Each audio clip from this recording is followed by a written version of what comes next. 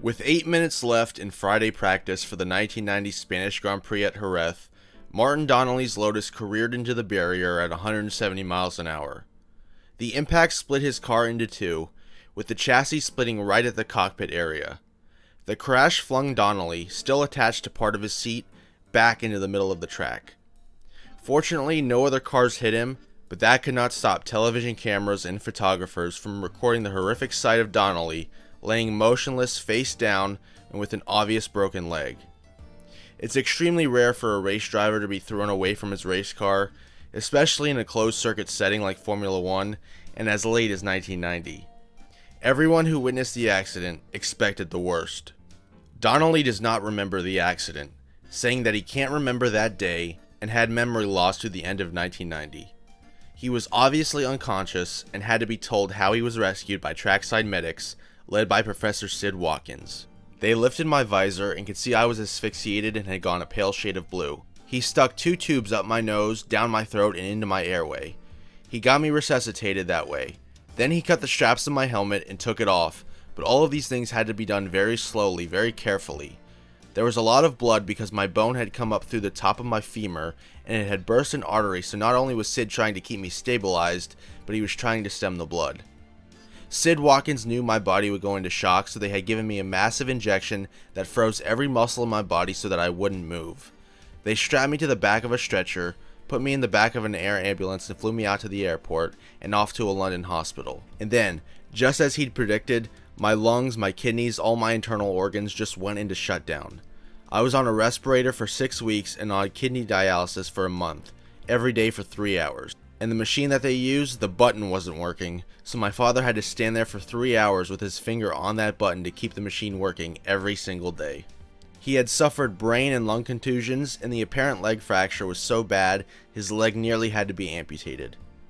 Donnelly had been transferred to a London hospital in a medically induced coma, and twice during that his heart had stopped and he had to be revived.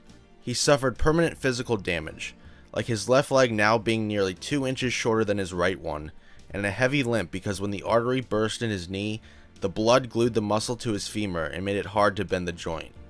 Although he never raced in Formula 1 again, his recovery to a somewhat normal life is a testament to the work of people in the paddock like Professor Sid Watkins and all that he and his colleagues had done for safety in Formula 1. I wanted to take this opportunity to give a little backstory on Donnelly. Obviously, this accident is how most people know of him, if they do at all, and it would only be fair to highlight his racing highlights rather than the moment that nearly ended his life. Hailing from Belfast, Donnelly had always loved racing, but was going to study mechanical engineering instead, before getting an offer to head to England to run in British Formula 3. There he competed against the likes of Johnny Herbert, Damon Hill, Mark Blundell, and Roland Ratzenberger. He finished third in 1987, the same year that he won the famous Macau Grand Prix.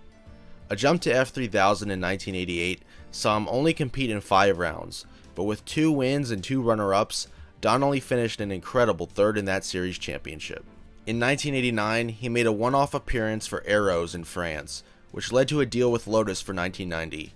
Although one of F1's historic teams, by this point Lotus was saddled with the uncompetitive Lamborghini engine amidst the squad's decade-long slide in the wake of Colin Chapman's passing.